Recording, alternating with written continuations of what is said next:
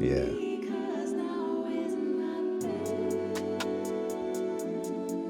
R&B, the podcast. This right here is that R&B podcast with Russ and Blake.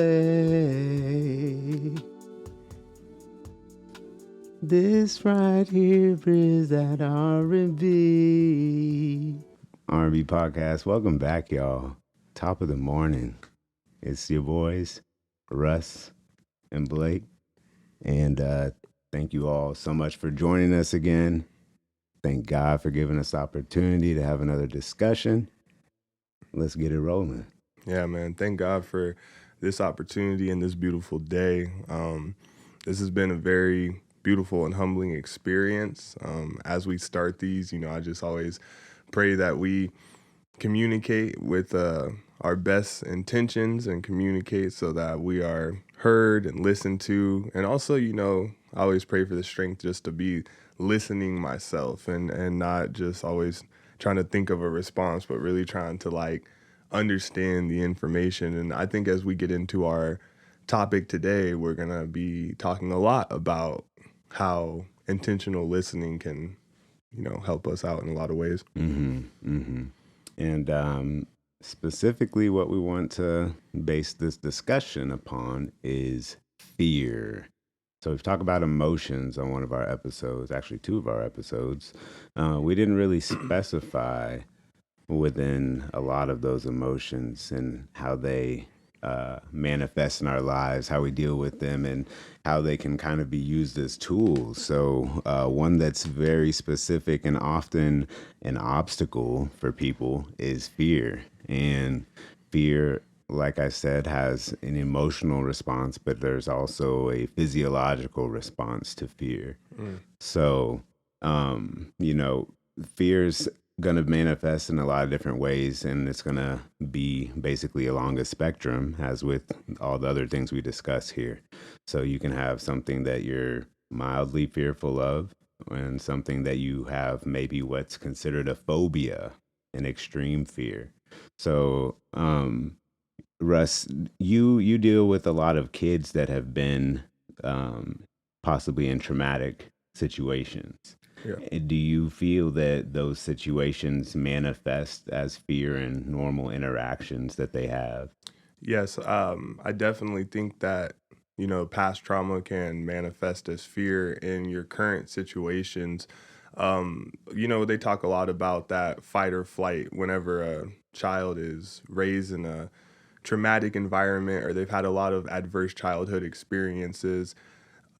They end up getting to that point where almost all of their decisions are based on fight or flight. They're either wanting to elope from a situation, get away from it very quickly, which is a behavior a lot of people see, in students or children that have experienced trauma, or they're going to approach those situations as I need to fight here. I'm always on high alert and I need to protect myself before I'm able to address what's going on in my environment or before I'm able to slow down and take a second to process. And those are usually how we get those more physically aggressive behaviors from students, or like I'm saying, eloping, running away. Those behaviors usually manifest from that same type of idea, fight or flight.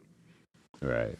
And then, so those kids often have behaviors that are not accepted that, stem from fear, but they don't seem fearful. They might seem angry. They might just seem sad. They might just be withdrawn. So our fear can manifest in the form of a lot of other behaviors other than just the fight or flight. But it's kind of, again, how that spectrum comes into play. So with the physiological response, because that's going to play a factor of whether or not, there's a lot of adrenaline that's going to be pumped through my system in that situation that might make me excited enough to where I do want to run away, or I might feel like I need to protect myself.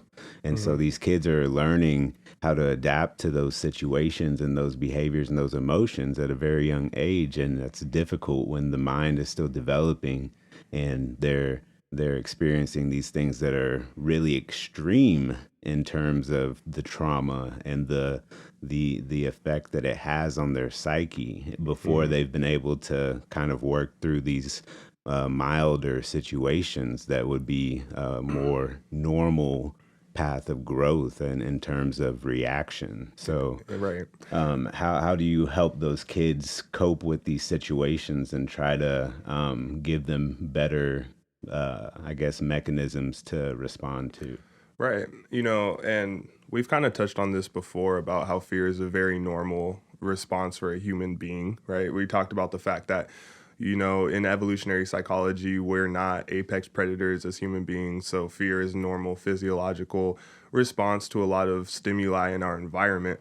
But if you're working with a child who has experienced a lot of trauma, a lot of what you're going to be trying to do is give them the skills to articulate the emotion that they're feeling. Hmm. Now, this is where the society that we're in can be a little difficult because we don't always like to talk about fear. And we Hmm. definitely don't like to admit that we feel fear, right? So when a child who is new to this social environment, new to the fact that people put different faces on to mask their emotions, then when they're feeling all their intense fear, they might feel like there isn't a healthy avenue to express it or articulate it Hmm. because of what they've observed in everyone else. So a Hmm. big part of what we would do to kind of help that child cope through these situations or take a second and stop and think before they make their decisions is to help them learn the words to articulate what they're feeling, what Hmm. that fear is. You know what I'm saying? And also if we can make a differentiation between like your fear and your elation, right? Because Hmm. some emotions can feel similar, but the smallest variation in them is going to produce a much different result. Hmm. Oh yeah, You know what I'm saying? definitely. So a lot of that comes with like social skill classes. A lot of that can even come with like role playing, Hmm. how to handle a situation that's triggering. Hmm. Because a lot of what we do, we don't remove triggers. And I have this conversation with parents a lot. Like, we don't remove triggers in our program. Learn how to work through our triggers because in the real world, our triggers are not going to be removed. Right, You know what I'm right. saying? Very true. Hmm. And then you mentioned, those kids coming into a new environment. So they're already having behavior issues and emotional problems. And then they have to learn how to deal with that in a new environment. So that's even harder, right? Hmm. Because part of our fear stems from the unknown, us not being familiar with people or situations or environments. That's going to make us uncomfortable and sometimes fearful. And then we're going to react in one of two ways, fight or flight, right? Or you can try to embrace that situation and, you protect yourself in whatever environment you're in, but you have to learn how to navigate that area and how to ultimately understand the people that are familiar with that environment. Hmm. So, we use this loose term of the hood, often referred to lower income areas. And then when we go there, we might see people that look more like us, so we might feel more comfortable than someone else. And when we go there, also, we didn't grow up in that area, so depending on what hood you're in, can really stimulate a different response of being in that situation. Yeah. But on the other hand, sometimes I've been in very affluent areas as well, and I can feel that maybe I'm not as welcome there. So it Mhm. also can generate a similar response. Yeah.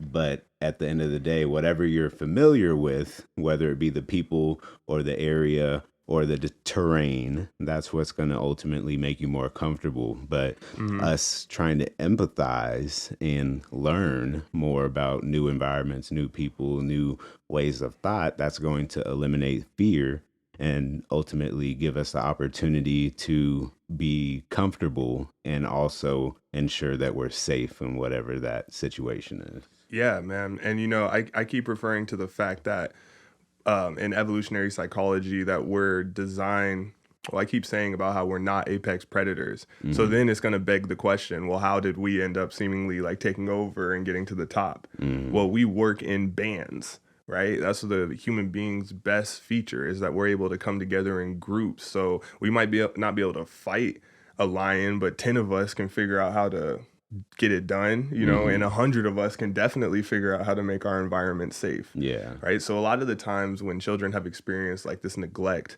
or this abuse or these early childhood traumas, it's stemming back to a very primal place because it's almost like they're being pushed out of the band, Mm-hmm. right? They're getting pushed out of the group who, in an evolutionary sense, has always helped them survive. Mm-hmm. So we feel that at a very primal level. Now you're talking about going into different environments and not feeling safe. Well, you could feel like in that band, that's not your place for survival. And also the people in that group could feel like, hey, you aren't with us surviving. Mm-hmm. Right. So these are all ways that we're going to feel like a very primal anxiety Mm-hmm. since it helped us grow so much. Now, a big part of our message and people who are talking about one love and people who talk about that we're all one, what we're trying to get across is that as a human being, you're already part of the group, Mm-hmm. right? The variations about where, what you look like, all these types of things don't need to matter if our goal is to truly heal, right? If your Right. goal is not to heal and just to identify with your group and keep it moving, then you should neglect people or not let them into your group. But if you want people to have a healing process, like you got to sit down, be with them, listen to them as if they were one of your own. And that's part of the internal locus of control we've discussed. Whether or not you're going to accept people, accept new ideas, and have an objective of not being oppositional. Some people operate in a way that they want to be oppositional. They want to have tension. They want to have conflict. I personally don't enjoy conflict at all. I try to avoid conflict, but you have to address situations. You have to advocate for yourself. You have to stand up for what you believe in. So sometimes that can lead to conflict. And Hmm. when people get in those situations, the misunderstanding piece is what again provokes fear. Hmm. And when people are fearful of each other, they don't give them an opportunity to articulate themselves. Like you said, you help these kids develop that ability to really understand these emotions and where they stem from.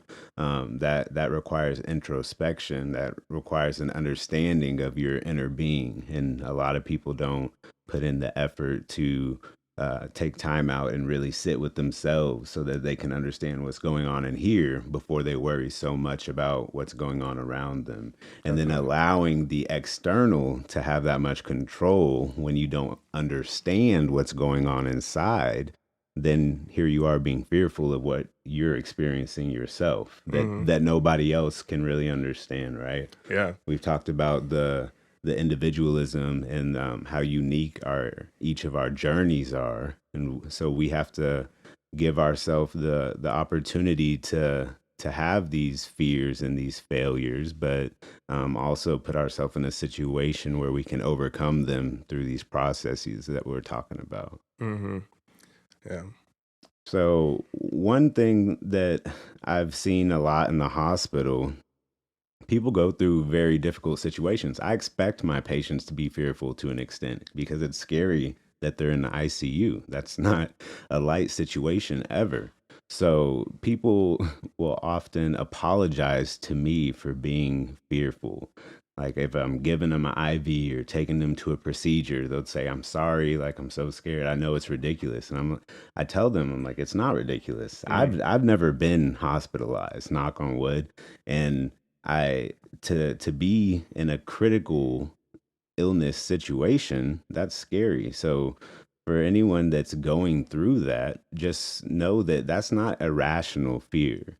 There are certain fears that make complete sense, and we as humans think that we're supposed to be apex predators, think Sure. that we're supposed to be so resilient through all of these what are really just crazy situations because not everybody has to go through those things. Similar to how, as a nurse going through COVID, not everybody had to go through that situation the way that I and my colleagues did. So you give yourself the benefit of the doubt and knowing that your journey at times is harder than the person next to you, but that we go through cycles, so we can't really compare because that person the next week may be having a 10 times worse experience as well.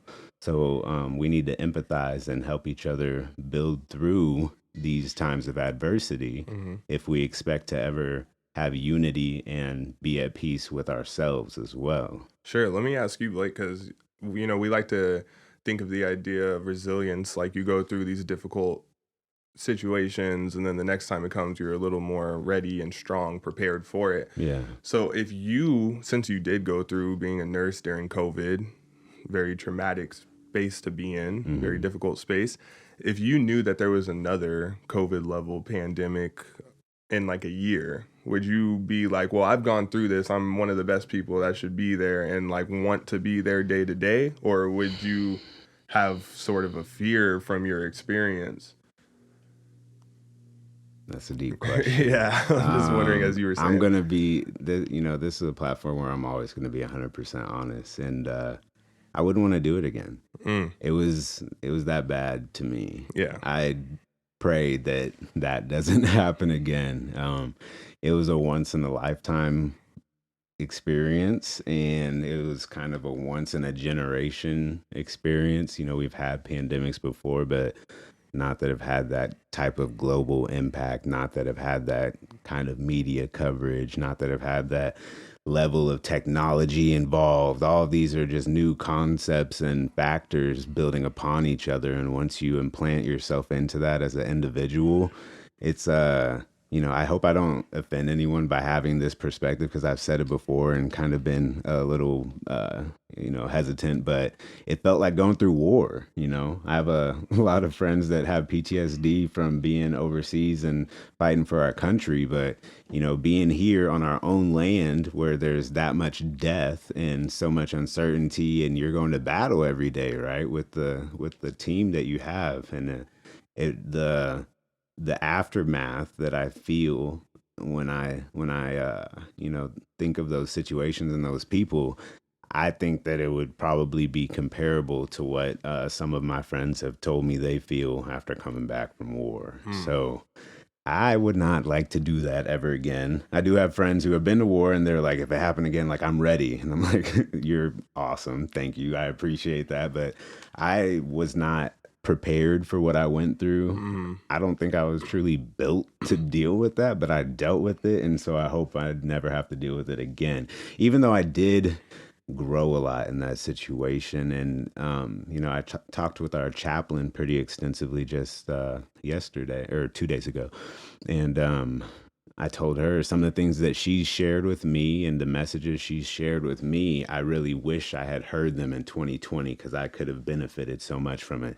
And Mm, she told me that, when we learn things and hear things that kind of spark that insight or give us an epiphany, like we've talked about before, in hindsight, we always think we should have heard it when we wanted to, but mm, we hear it when we hear it for a reason, and we went through what we went through for a reason. mhm. And we get our information in ways where we have to really take advantage of it, but you can't look in the past and say that, oh, I should have had this, Yeah. because what we also discussed in that same conversation was I went through that trauma and that dark place in 2020, 2 years before I had my daughter, right? So I think that there's so much purpose behind that because I was able to grow. I was able to come out of that darkness and be a better person. I was a changed man from that experience. And then I was blessed with having a daughter. Whereas some people had a child during all of that. And that was not my path. That was not my destiny. I believe that God put me in that situation to help people and grow as an individual and then ultimately be prepared to be a father. Mm, And man.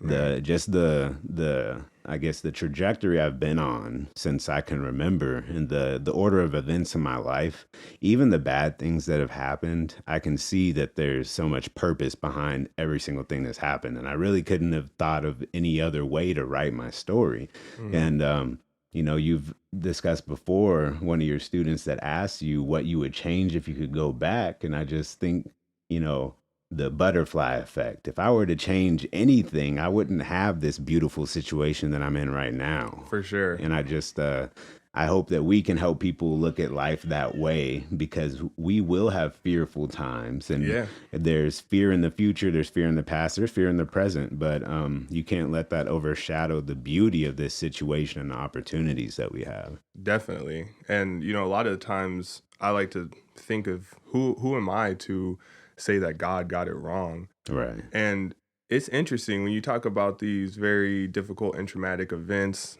you got out of it, became a much better person, prepared to be a dad, prepared to be a better leader. And I think a lot of times we take those difficult times and then we think like, okay, now I'm better.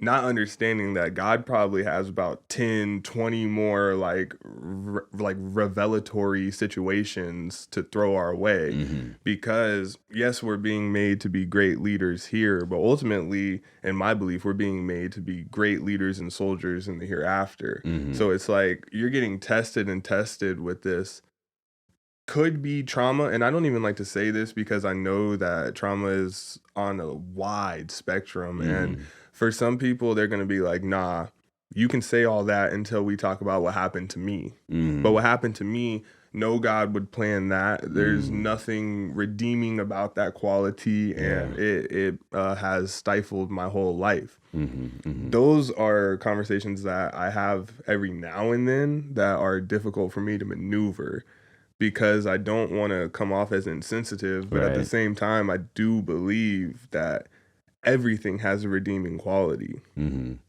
Yeah, it's tough because we look at those lessons and those experiences as supposed to end in being fair, right? Mm, Our My trauma should have a fair result, because there can be post traumatic stress and there can also be post traumatic growth.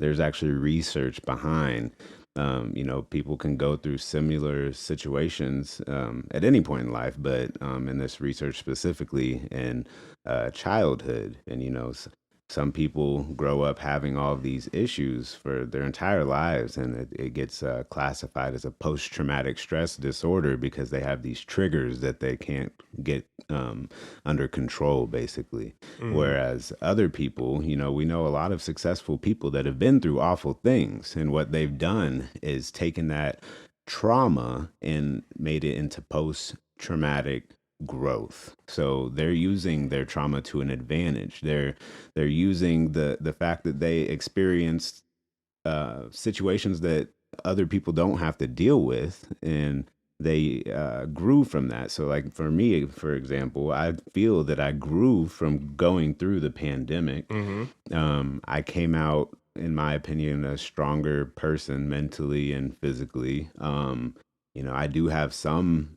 I guess, bad habits now as a result, like as far as my sleep and stuff. I feel I'm still trying to get those under control.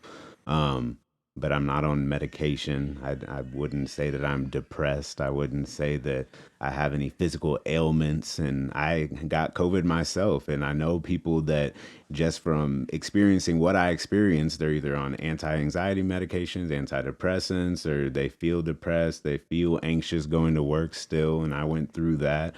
So I've used this and as a post traumatic growth opportunity, rather than letting it continue to be post traumatic stress that's inhibiting me in my growth. Would you say that the majority of the experiences that were so traumatic was like experiencing or seeing death of the patients? Um, Not death itself, because I hope people can understand when I say this. At first, yes, because I started in the ICU in 2020. So I didn't realize, regardless, being in the ICU, you're most likely going to see death. But in that situation, it's 100-fold, right? Mm, So I can't even tell you how many dead bodies I laid my eyes on in that year, when previously I had seen maybe three. And so that was a big part in the front end, trying to cope with that, losing people and having that perspective of death. I hadn't really thought of death that intensely and that frequently before, Mm, but then afterwards it was the process of the dying that was the difficult part, because it yeah, was almost like the death was the freedom for them, because there sure. was so much suffering, people being on a ventilator for over a month, you know, Hmm. some people for like 3 months in a few situations. And it There's can't help. It can't help when you're like going on social media after work and seeing that the right, main populace is saying like, "Oh, this is a hoax," or "This is all a yeah. lie," and you're watching people pass away just going to work. Because we're talking about fear. I was Yeah. fearful every day just going to work. I was fearful coming home to my wife and even my dog. I was like, I don't know if I can give this to my dog. And there was just fear of the unknown. We didn't know anything about the disease at that point, and then the public had their idea of what was going on. And here I am, always being exposed to that image and that thought. There was no escape from it. So at the time, what I did, I was really heavy in my personal training, and that was my escape, being at the gym, being in Mm, that kind of uplifting environment, being able to hear music and be around people where it didn't feel like COVID was going on sometimes. And mhm. I really had a conflict with myself, a moral conflict of, going to the hospital and then coming to the gym. Because, Yeah. at first I would like really disclose to people around me, like, I work at the hospital. I felt very protected. We have our PPE, we have our mask, our gloves, our gown, our hair is covered, and we have face shields, and we're doing hand hygiene every 10 seconds. And so I at times felt safer from COVID in the hospital than I did out at the grocery store or something, right? Yeah. But it was just really difficult for me because I was trying to help myself in that situation and continue to help other people, but I didn't want to be a liability, you Yeah. know. So it was a lot, trying to process that as a young man, because at the time I was, what, 23 going on 24, and I had just finished college. Basically, I'd only been in the industry for a year, so I'd only really been an adult for a year, in my opinion. Mhm. Coming out of a college kid mindset, that was a lot. It was just a really steep learning curve, and I have to give so much thanks to the nurses that I went through that with, because trauma can bring people together. Oh yeah. Trauma can Oh yeah. develop very strong relationships. For Again, sure. comparing to the military, you see that brotherhood, and how they have those lifelong relationships because they saw so much, negativity and despair together, but they Mhm. got out of it together. So they built that strength alongside one another, and in turn, you have so much respect for that person that's walking that same journey with you, simply because you know that they have a better understanding of what it is you're feeling and what you went through. And so I just have to really shout out to all my nurses out there, because I couldn't have done it by myself ever. Makes me emotional. Yeah. Thanks for sharing that because I feel like a lot of people don't understand how like those little moments of being human towards your coworkers, towards people in the Mm. world can really keep us going in the face of trauma that we might be experiencing. Yeah. Like those tiniest little things of just being human and being positive, you might help somebody really get through a difficult situation. And with that being said, also when you're in those interactions with people, like in a grocery store or on the road or all that, you never know. Like you never know what kind of trauma they are going through at that moment. Hmm. And that's one thing I always try to keep in mind and not find myself getting in like little riffs and arguments with strangers because Hmm. I'm not even really talking to a person. I could just be talking to the product of something very difficult that's going on, Hmm. and I don't want to engage with all that energy, but Right. the smallest little positive moment with them could just help them float on through and at least get to the next day. And you just never know what can open up if you keep going. Certainly. Hmm. Yeah. Because people look at me, they don't assume that I'm a nurse, right? Hmm. So I was going out in my normal daily life and sometimes really having like heavy stress on me. And, luckily I felt like a lot of my interactions were surprisingly positive to where it would help me. Like I think there was an effort at one point to kind of spread a little bit more love, even though people were so fearful. Mm-hmm. But I kind of feel that dissipating now because I was telling Maddie the other day, we're at the store with the baby and stuff, and everybody was just in a frenzy. It was like rushing around, people were rude, like cutting people off, not having any type of courtesy or awareness of their surroundings, and it was really unsettling. And you could tell the baby even felt the tension that was there. I was like, wow, this is really interesting. But it was increasing a level of anxiety in that environment. You could Mm-hmm. tell that everybody there was anxious. It was at Costco. Yeah. And so it's already busy and kind of hectic, but I don't know why that day it was like that. But, anxiety is another manifestation of fear. And it's often a kind of chronic fear that will turn into anxiety that we like to describe it as. And again, in that time during the pandemic, I would feel extremely anxious getting ready for work in the morning. And usually once I got to work, it was whatever. I was able to deal with it. But it was so hard for me to actually get out of bed and make myself just go to work. I just dreaded that. Anticipation was really what was increasing my anxiety at that point. And that took a while. Like I said, time heals all. So it maybe took a year or so before I really was able to process the things that I was experiencing and process how it was making me feel and what I was seeing and why I was feeling that way and thinking, I had only been in the industry in 2 years at that point, and 50% of my career was the worst that it could possibly be. So I had to start giving myself some grace and giving myself some understanding and allowing myself to be upset, allowing myself to feel that pain and not trying to bottle it up because I know at first I wanted to act like everything was okay, Yeah. especially going back and forth between the hospital and the gym. And then I remember shortly after Halloween, which, we'll get into this piece as well, how our diet can exacerbate some of these fearful emotions like anxiety. I remember having quite a bit of candy after Halloween and then going to work the next day. And I had an emotional breakdown at work. It was one of the hardest days that I had at work already. But, my diet was off, my sleep was off, and the anxiety was high.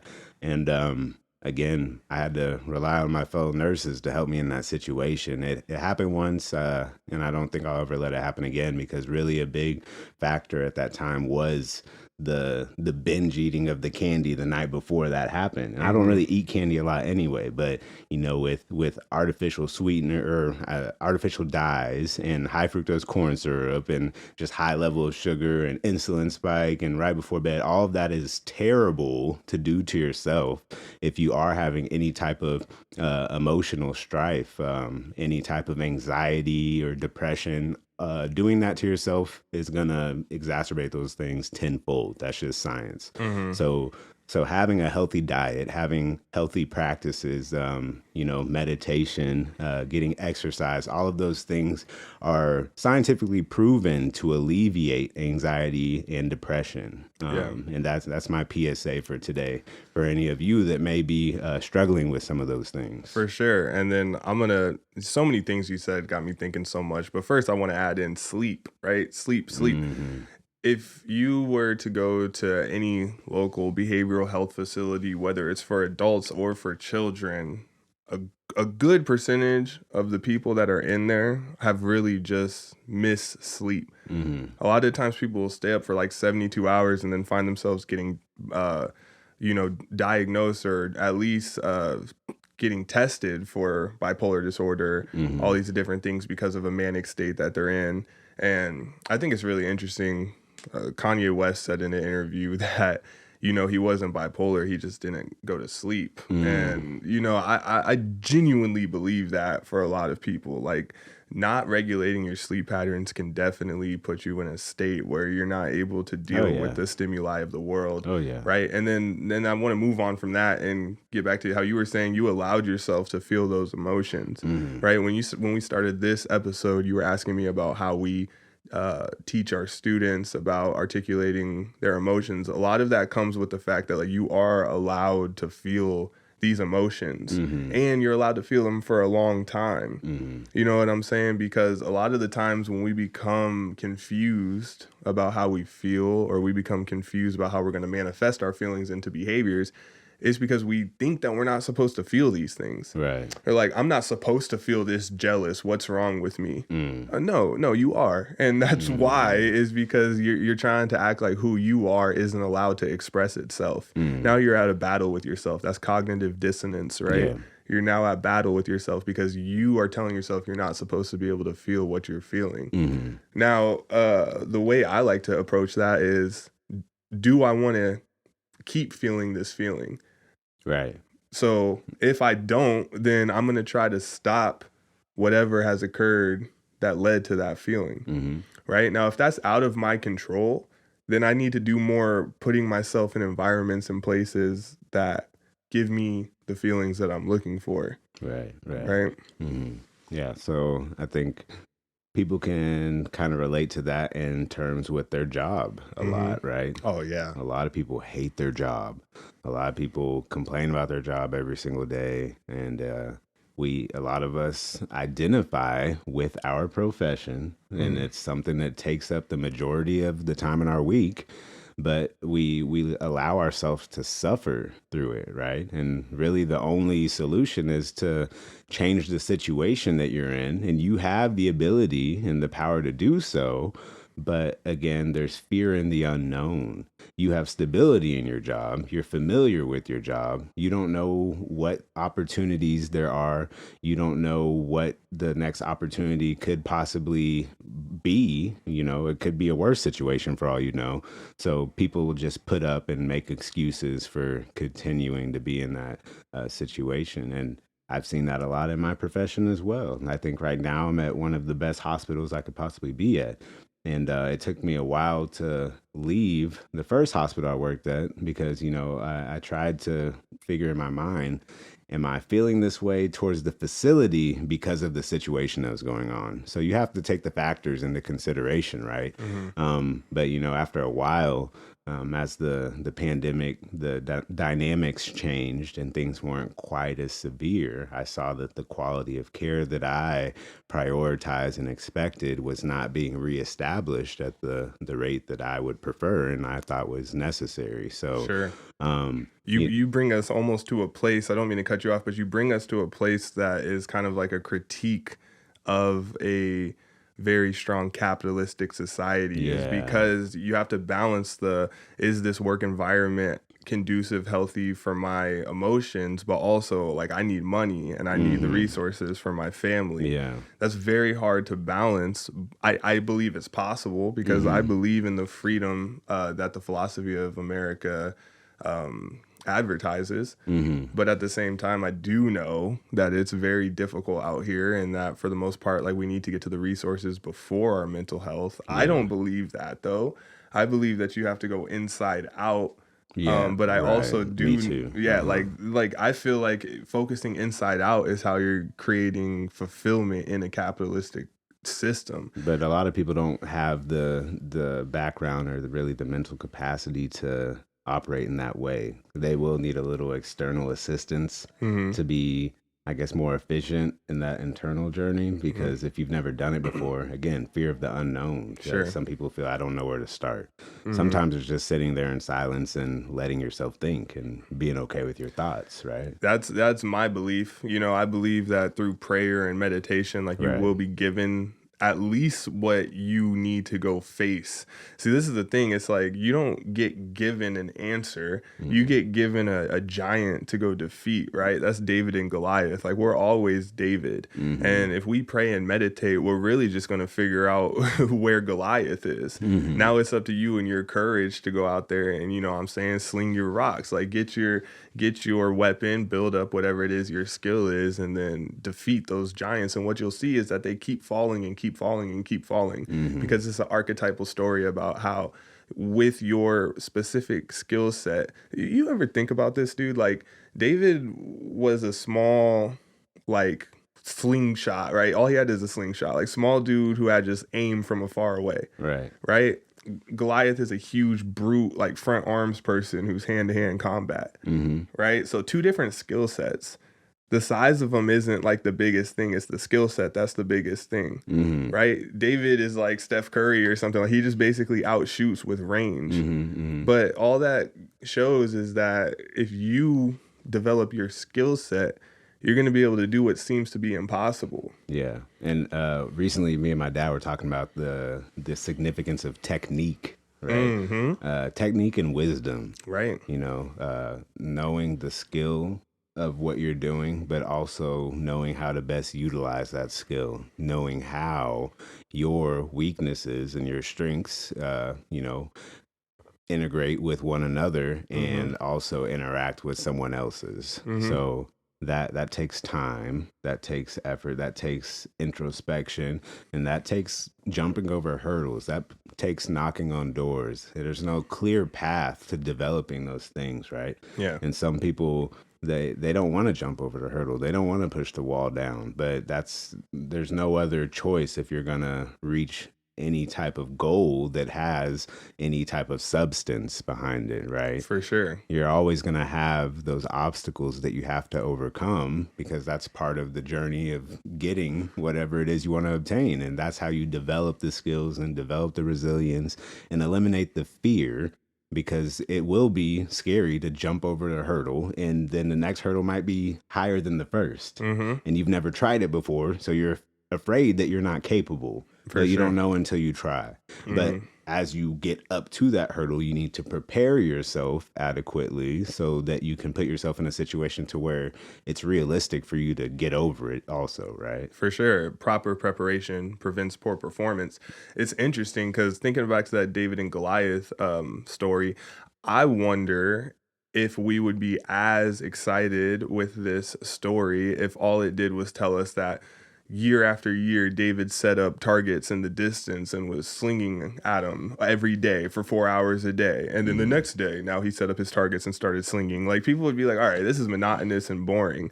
We don't want to hear about all the years it took to build up the great accuracy and skill. We just want to hear about the battle. And that's one thing that I think is a lack in our attention, is that we don't want to just understand the day after day grind that leads up to the battle. It's all the same thing. You know what I'm saying?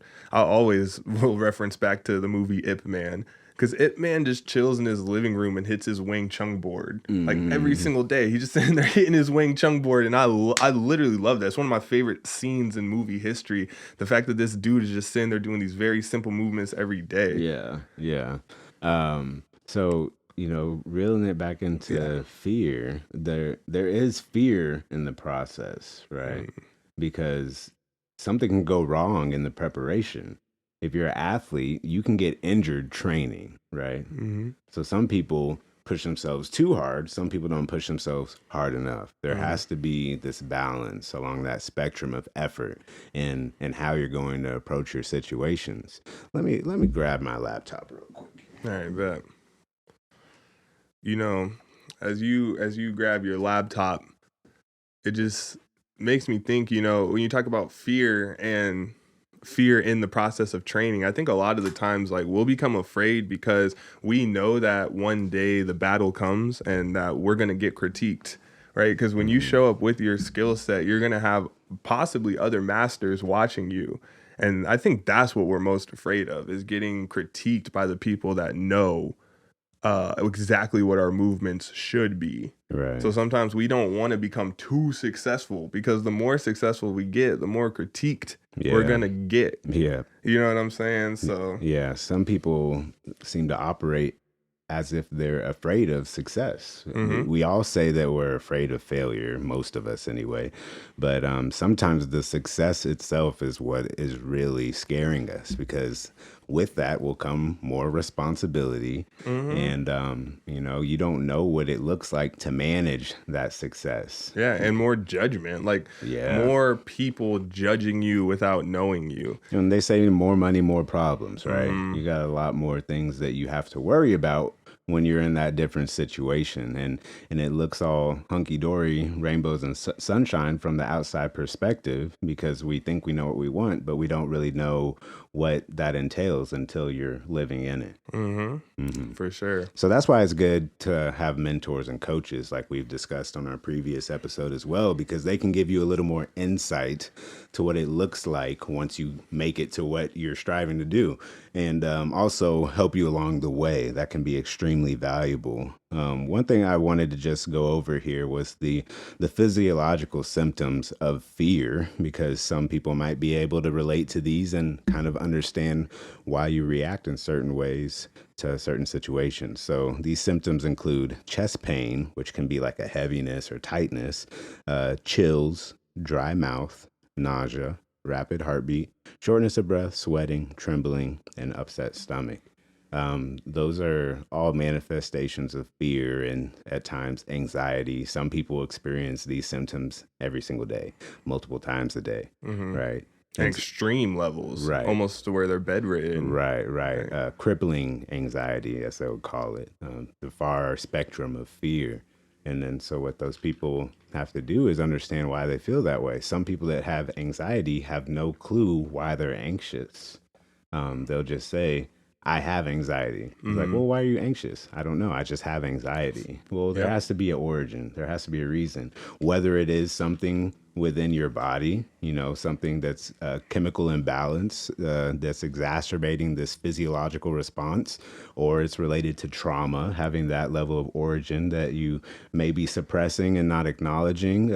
Some people go through traumatic events early in life that they really don't remember at all until they go through therapy and are able to kind of backtrack and break down those little walls that they've built over time to try to forget, because that's just an automatic protection that we make whenever we're not processing things the way that we should. We try to just block it out and get rid of that pain and run away. Yeah, right? Man. To try to forget. Yeah, you're right. But really it's there right in the back of your mind, just nagging at you day after day, knocking at the back of your head and not allowing you to do the things that you want to do. Man.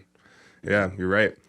Yeah. And it's like, why would you have anxiety? A lot of the times when people aren't able to pinpoint a situation, it still makes sense that you would have anxiety. You're a mortal being walking around in a world where at any moment you could be done here, right? Like you're not even that strong compared to like cars and these other things that just end people's lives. And I'm not going to get too dark into that, but I'm just trying to say that it makes sense why you would have that anxiety. It makes more sense to be anxious than not, if you want to talk about just logically being a human. Right. Because there's a lot of uncertainty again, and the world can be a dangerous place. There's that. You saw the interview with NBA YoungBoy? No. No. So he was basically, I forget who was interviewing him or why, but he's basically just saying like how he's sorry for the music that he's put out into the world, and he didn't really realize the effect that it would have and kind of the mentality that it would give people. But he was just being honest in that moment, saying that he himself is afraid of people. Like he said, the world's a scary place and people scare him, and nobody would think listening to his music that that's how he felt, but it's almost like a defense mechanism, having that kind of hard exterior and that aggression to kind of fend off the evil that you think is there, waiting to take advantage of you, right? For sure. And then also like the audience and the crowd clapping for you expressing that type of energy. Right. I was listening to something the other day that was talking about how Hitler, during his speeches in Nazi Germany, he would try to just like feel the crowd. He would say a whole bunch of spontaneous things, and then he would try to feel what the crowd responded to, and he would like write it down, and then in his next speech keep doing that until he developed what the crowd was just roaring about for his whole speech. But if you think about it, he was really just observing like the pathologies of that crowd, right? And then that developed him into what he was. Yeah. So a lot of the times we think like, oh, this person is evil, when really they could have just been, and I'm not saying this about Hitler, I'm just talking about anybody who's given a message that they didn't even fully believe. Yeah. Which I believe Hitler believed his message. I'm talking about more about NBA YoungBoy and other people who have done things for a crowd Yeah. that they didn't feel good about. And a lot of the times it's because we were just listening to the reactions of the people. Yeah. We weren't being ourselves, right? We were trying to listen to what they wanted, and then we were trying to reproduce it so then we could get the cheer. Right. And that's always going to be a result of, I honestly believe it's always going to be a bad result, because like I'm saying, these are people's hidden pathologies that they're cheering about. When NBA YoungBoy talks about violence and talks about killing people and he gets exalted for it, that's because the crowd is sick. Right. You know what I'm saying? They're Right. cheering because they're sick. They like this level of pain, and the more that's introduced to them and the more they're desensitized to it, they want more pain. They want more of that dramatic experience, not realizing these are people's real lives that they're applauding over the downfall of. Right. And him coming from a place where he claims that, he's fearful of people, but here he is getting celebrated for saying these things. So that might make him feel more secure, so he continues to do that because that's how he's getting his acceptance and his protection. Like, people like him now because he's aggressive, right? So he's going to project this image because that's what's keeping him safe. For sure. And we'll do a lot of things to keep ourselves safe because that's just basic human instincts, protection. We have our hierarchy of needs.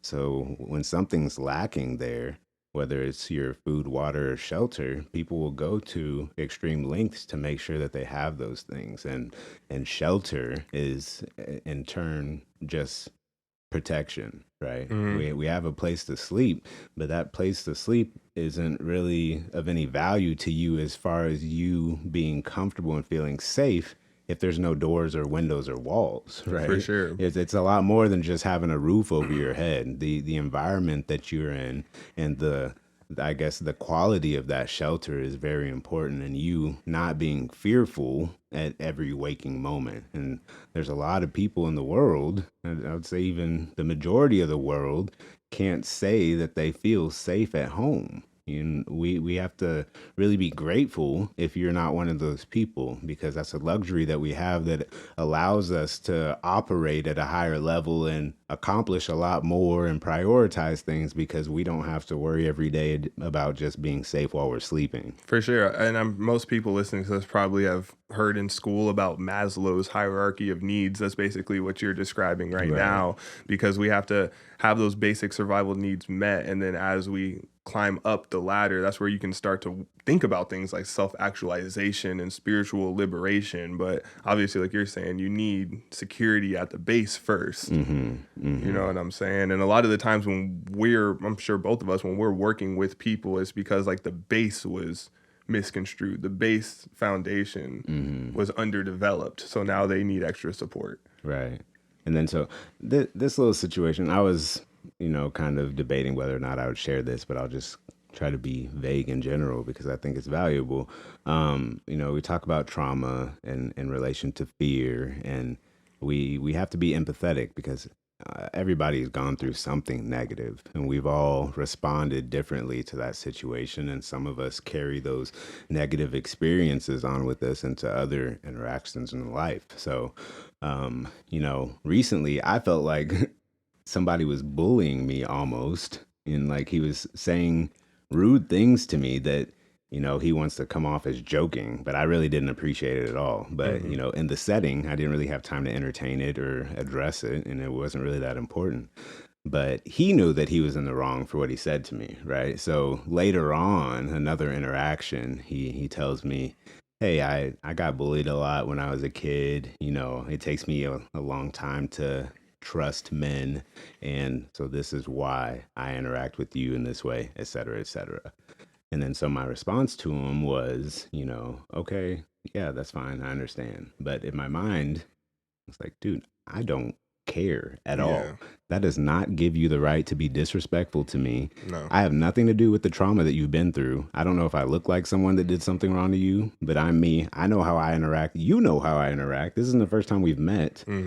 So I don't know why you think you have the right to treat me like this. But Right. again, And you're speaking about someone who's like a healthy person who is a coworker, right? right, Not someone you're yeah. taking care of that has a problem, right? No, Yeah, not yeah. at all. Because those are people I always try to give benefit of the Right, doubt. I'm right. like, you're going through a terrible situation. Mentally, I know you're struggling. Physically, I know you're struggling. Mm-hmm. All those things piled onto each other. I can't really expect too much of my patients in those situations. Correct. But like for him to be someone that is just working alongside me and Mm-hmm. having that, ooh, Yeah. it's very interesting. And I try to really reflect in those situations because it's not okay to accept someone treating you poorly. Even No. if they give you an explanation behind it, we all deserve respect. Yeah. And it doesn't matter about the past. It doesn't matter about your trauma.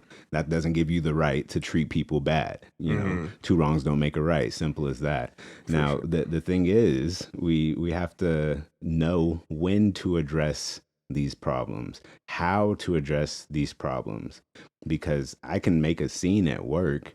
I can let that disrupt my performance. I can add to the tension of the environment, or I can, diffuse the situation and address it at a more appropriate time in a more private setting. Mm-hmm. And even then, you have to be careful because addressing things in private can lead to misinterpretation later on if that story gets retold as well. Mm-hmm. So, what I would suggest to people to do in a professional setting, nobody likes to snitch and tattle on people, but in order to be able to mitigate, you need to let your supervisor know Yeah. and then have the discussion, For sure. because it can't keep happening. Yeah, and that's the best way to not get lost in translation, right? Like that's the best way to not miscommunicate what you're trying to say. Yeah. Because a lot of the times, and this definitely happens on my job too, staff people will have conflicts, and it's like we need to have a mediator in here because if we just let these two people air out their problems, they might end up not really communicating with each Yeah, other, right? And we exactly. understand these are stressful jobs, so of course you're going to have some stress spilled over onto you. And sometimes that can feel weird, especially like as a leader, strong man like you are and I am. Sometimes it can feel weird, like people believe that they can just kind of like vomit of the mouth at you and that you're going to like be more calm and accepting of it. And it's like, yeah, I can do that, but like what the heck? Are you trying to make me feel the stress that you're feeling? Like, are you Right. trying to attack me thinking like I'm just strong enough to take it Right. or whatever that is? Right. Because I'm here working with people too. Mhm. And you don't even know if your energy could enter me and then I pass it on to somebody else unknowingly. And now we're not doing a good job. I feel you. It can be Exactly. very, very stressful. Exactly. Yeah. And we just have to be more empathetic of each other, especially when we know situations are already stressful. Mm-hmm. Like, do you really want to be the reason that someone is not able to improve the experience of someone that is probably going through the worst times of their life, right? And there's just there has to be more awareness between one another, and we have to give people the opportunity to show us that they can be good people before we try to just attribute our past to whoever it is we're interacting with now. So, with that being said, how does one dispense of that negative energy before transferring it onto somebody else, right? So that's where we get into the subject of coping. Yeah. Because coping is literally going to be your way of taking the stress that has entered you and transferring it before you transfer it to somebody else. So what are you going to transfer it into, right? I have this conversation a lot about healthy coping mechanisms. If we can figure out our coping mechanisms that are healthy and that vibe with our life, it's going to be a huge tool. Because on the flip side of that, a lot of people are getting stressed into their life, which is normal, right? We're all going to get stressed, but they transfer it with unhealthy ways, right? Drugs, over obsession of their image, social media, sex, these different things that can become addictive, but they're truly started off as just a coping mechanism that was more unconscious. Just focusing more on a dopamine response, right? Exactly. Yeah, getting those dopamine hits, that quick fix, that quick elevation, rather than worrying about the baseline that we've discussed previously. Hmm. Having those little interactions of sex, drugs, rock and roll, whatever it is that's gonna quickly elevate you and make you feel good in the moment is not gonna be sustainable. That's gonna have those dips that we've discussed before. Yeah, and like it's always a good thing to note that it's never too far to turn around, right? As long as you are still alive, Hmm. you can change your coping mechanisms, Yes. and you can always break it down to philosophy, because you can say why, and then you can say, well, because I want to lead, I want to be in groups that I can actually be helpful in and give energy to others without any trace of my trauma entering them, Yeah. right? Because that's a truly healing process. If I'm listening to you, I think we touched on this, Carl Rogers has a hugely popular psychological theory, the Rogerian listening, where it's like I try to remove my biases and hear you out. Hmm. And then I'm going to ask you if I'm hearing you properly. And then Hmm. you're going to tell me if I got it right. And then I'm going to Hmm. go back and ask you if then now I have it right. And we're going to keep doing that until we're communicating. Yeah. That's a healing process that you have with two human beings. But the only reason I bring that up is because if you have traces of your trauma and you're listening, you're not going to be able to get to that healing process. Hmm. Yeah, and that's a really good, I guess, tool to mention when we talk about coping, because in terms of getting social support, Man. that's one of the best ways to cope with the anxiety, the fear, the negative emotions that you're experiencing. But that does require you to have effective communication, Mm-hmm. because, for me in my situations, I would kind of talk to people about what I was going through, but I wasn't really communicating my experience and my emotions and how I was feeling effectively. So, in turn, it wasn't really benefiting me as a coping mechanism. It was just me kind of, I guess, mentioning what I was going through and not getting deep enough to actually have that benefit of the discussion. So For that sure. takes vulnerability, right? It Mm-hmm. takes honesty, and because sometimes it's scary to admit how we feel in these situations, because we do feel like we're losing control. But you have to be honest with yourself and be true, and just have that introspection and really get the detail of what it is you're experiencing. Yeah, man, and like it's inspiring because like the squad can be each other's therapists, Right, right? It right. doesn't have to be so clinical. If it's just like everyday stress we're dealing with, like our homies, our group, our friends can be our therapists. Hmm. But if you want to be that good friend or that good person in the relationship that can have a healing energy, then you have to be very aware and accountable with your own trauma, Right, right. because it's like I Yeah. cannot, and I see this every now and then. I've been talking about on this podcast how a big part of my job is training staff to work with children who have experienced intense trauma, Hmm. and what can happen early on in people's careers and working with these kids is that they can find themselves in such a deep emotional conversation that they'd start trying to insert their own stuff. Like, let me get a little healing in here. And it's like, no, no, no, no, no. This is not your healing. Like, this is for their healing. Like, your healing should happen, but it's not the time. Hmm. Right. And it can Hmm. be tough because when we get into these deep emotional conversations, like, we start to feel that bubble up. Yeah. You know what I'm saying? You And start to feel it bubble up. sometimes it is trying to be relatable, Sure. right? Mhm. Because there is an appropriate time to say, oh, yeah, I've also gone through this. Yes. But To be relatable, yeah. like you said, you can't go too far into you Mhm. because that takes away from the goal at hand, and Uh-huh. really muddies the waters in those efforts. For So I sure. think I think that goes along with our next point in terms of coping, which is just practicing mindfulness, right? Mm. Practicing awareness and being comfortable in your thoughts and your emotions, so that you can understand them a little bit before you try to expect someone else to help you understand or understand your emotions themselves. Mm-hmm. Yeah. Definitely. And I think it's so beautiful because a lot of times like we feel like we need these doctorate degrees. We feel like we need years and years and years of school to be able to develop a healing energy. Mm. That is just not true. A lot of people have healing energies. Sometimes it's the archetype they're born with. Some people are just natural healers, right? Mm-hmm. I've had a lot of people talk to me about they're tough because they've been in fights, and some people are like, I've never wanted to be in a fight, and I've seen those two energies conflict and try to like judge one another. Mm-hmm. And it's like, well, you may have been born with more of a warrior spirit, and you may have been born with more of a healer spirit. Some people have Right. done things since they were 2 years old to avoid conflict, and that doesn't make you weak. That just means that your spirit doesn't like to have physical conflict, which is not weird.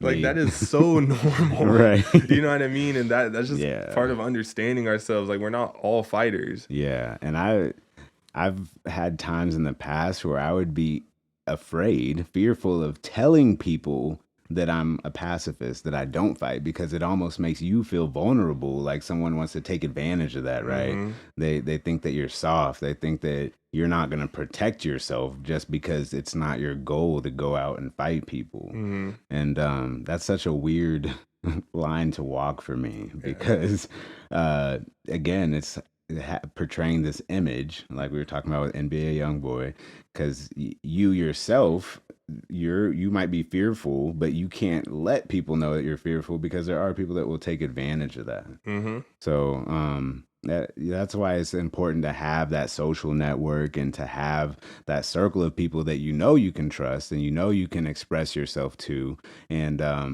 also have that support in some of those situations that somebody might try to take advantage of you as well. For sure. And I mean, in my belief, like I have a belief in God and a belief in spirit. So it's kind of like, even if I don't physically fight, I'm not trying to be egotistic or anything, but I feel like even if I don't physically fight, like good luck trying to take advantage of me, because like Yeah. my God does walk with me, and like Yeah. it's not gonna just be so easy to try to Mhm. like get one over, put me in a disadvantageous position. Yeah. You know what I'm saying? Because like even though I'm not trying to be harmful, I am disciplined and I am detailed oriented. And that's your practice of mindfulness, and that's Mm-hmm. why having a strong spiritual awareness and a strong relationship with your higher power can help you in those times when otherwise you would be fearful or anxious. And I know some of our listeners, might not be able to relate to having that kind of spiritual awareness or believing of God, but you do need to acknowledge that there is a strong energy in this world we live in. Within your reality, there are powers that are constantly taking action while you're even sleeping. And that's something that to an extent is out of your control, but at the same time integrated and relevant in every step of your life, right? Yeah. So Yeah, and you should think about, since we're talking about coping, healthy coping, the AA, right? Alcoholics Anonymous, right? They're a faith-based program. yeah. Like that's a program where they're going to be talking about faith and they're going to be talking about God. And I always think that that's really interesting for people when they get to a point where their substance abuse has really made their life shatter, and then they start to realize that a lot of the people that want to help them are going to start talking about spirit, and they're going to start talking about more abstract things. I think that it should click at that time, but it still might not. Yeah, well, it's difficult because you go into it thinking I have this one problem that I need to fix, and a lot of those people are like, why does that have to involve me believing in God, right? And even me as a believer of God, I do sometimes empathize with those people because that's a lot to take on at once. Having an addiction and being an alcoholic, that's very hard to break out of and change that habit, especially as time goes on. It just gets harder and harder to backtrack and break those habits. So if you don't already have a belief in a higher power, to be dealing with that level of, I guess, negative experience that you have daily in your life, and also try to bring in this whole new mindset as far as just your alcohol intake, but then in addition to that, your entire world understanding is going to be different if all of a sudden you believe in God and you're trying to learn about a religion on top of how to cope. Hopefully you can integrate those together and see how they can be one and the same, coping and your spirituality. But that we can't expect that to be an easy transition for anyone, Mm-hmm. because that's why even just in health interventions, trying to get people to exercise more, I tell people start simple. If I give you a whole diet plan and a workout plan and all these things you need to change out of your lifestyle, you're going to fail because it's just overwhelming. It's too much. So if you give somebody small bits at a time to build upon, it gives them a better chance of success. So these AA programs are developed in steps, Mm-hmm. so Yeah. to try to, I guess, promote that idea of starting low and going a little bit at a time, and building blocks basically of that process. But you just have to look at how that the overall idea and the overall goal can be overwhelming for people. And that is why a lot of people do kind of fail at their first attempt through AA programs. That's very common. Yeah, man. And it takes them kind of relapsing and then going back through that, seeing how they were benefiting in the program, and how detrimental it can be that they fell out of it. Mm-hmm. And then hopefully they get back on track and are a little bit more successful the next time around. Sure. So then let me ask you, what do you feel like are your top coping mechanisms? Exercise. I love, not even just exercise, me going to the gym. I've realized that with myself. I promote exercise. I tell people like, hey, you can do these little things in your daily life at home, get a little home workout in. But I know that me personally, if I get to the gym and I can actually just put in my headphones, listen to music, that I like to stack that on there as well, because I can listen to music just on its own, or I can be exercising while I listen to music. But being in that gym environment for me is very therapeutic. Mm-hmm. Having the variety of equipment, being able to kind of change my location depending on what I'm doing, not having to be in one little box and just moving and sweating. I guess being around other people. I don't really like interacting with people that much at the gym, but I feel like there's something about being around people that Oh is yeah, kind of therapeutic for me. for I'm not sure. really one to go sit in my room in the dark all day. That's kind of depressing. So Mm-hmm. I appreciate that about my profession as well. Being at the gym or interacting with coaching clients, or being at the hospital, and being around a lot of different people, hearing a lot of different perspectives. And it's really easy for me to have deep conversations with people. So I guess in turn that ends up kind of being my therapy as well, because Mm-hmm. I like hearing about other people's problems and helping them out, because it helps me process my own. It gives me more perspective, Yeah, right? man. And then also just eating. I love eating. I like eating healthy. Oh, okay. I tell people, you develop these habits and you train your body to like being healthy, right? Mm. So I kind of eat whatever I want, but a lot of the things that I want to eat are healthy. I've Yeah. just trained myself that way.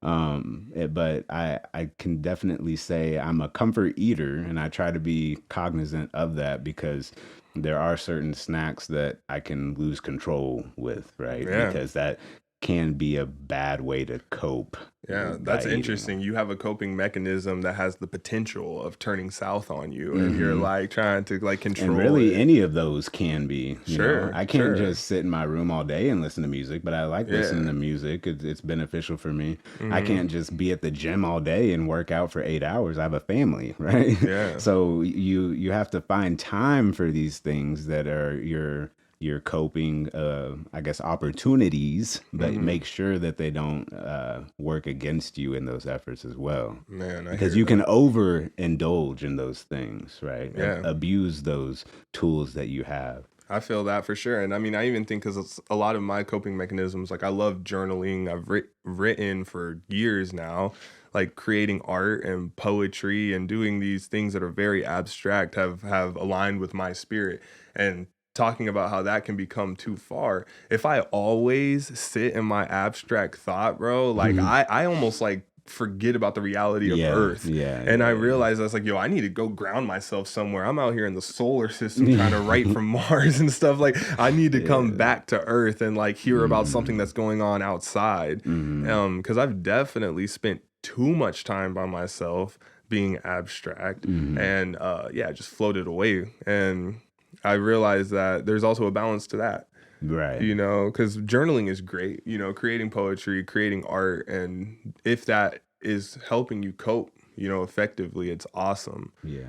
you know, but there is a reality that you got to go deal with. And a lot of people, this is funny because this is where people will tell me, well, yeah, that's why you're a Pisces, because like you'll get lost in this like lucid dream of the world. And I'm Uh-huh. like, yeah, I guess that's pretty true. But at the same time, you know, I'm trying to bring myself to reality. Mm. Yeah, But it is good to be able to do that because some people aren't able to break out of that matrix, as we say, right? for sure. They're so unaware of how vast the universe is and how powerful we are as individuals, but how small we are at the same time. You just get caught in this little system that we've developed as a society, and you know, we're products of a system within a system within a system, and the ultimate systems that are above our systems, we have no understanding of those processes involved, right? Yeah. And then so sometimes it can be a lot to try to understand those the dynamic of those different I guess systems at play. Mm-hmm. And then here you are removing yourself from those systems to be To try to describe them. yeah, to try to describe them, right? Mm-hmm. But at the same time, you do need to be aware that you're a player within the smaller system. Man, and that's the best way of putting it. Like, it's still a game. Yeah. You know what I mean? We were talking about coping mechanisms, and I'm like, as long as you can breathe, you can start to turn it around, because it's still a game. Like, you could have been addicted for 20, 30 years. You could have been in prison for 20, 30 years. You could have done all this stuff. But like the moment that you're able to embrace your freedom, you just turn it around. Yeah, and the game we play has a lot of different storylines, right? Mm-hmm. And it's not over till it's over. Mm. Yeah. It's really not over until it's over. And then you never know. Then it could just begin. Oof. I like that. Yeah. Cool. Well, man, that is a good place for us to wrap this up. Yes, sir. Fear, that's the topic of today. Anxiety and how to cope with those things. Thank you guys for joining us. I know I learned some things. I hope you learned something. If you learned anything, if you learned one thing, please share with one person, we ask. Russ and I do think that our content is maybe being a little bit restricted for some of the criteria of social media, you know, in relation to some of the other things that we post. So our listeners, our followers, we do really, really appreciate when you guys share, because that kind of does help us get a little bit more exposure. And all we want to do is give people opportunities to hear a different perspective and you know, grow as an individual and grow as a community, so we can make this world a better place, because right now it's the only world we got. And signing out to y'all with one love. This is R&B Podcast with Russ and Blake, and thank you so much. Thank God for this opportunity, and we'll see y'all next Thursday. Yep. Thank God for this opportunity. Peace.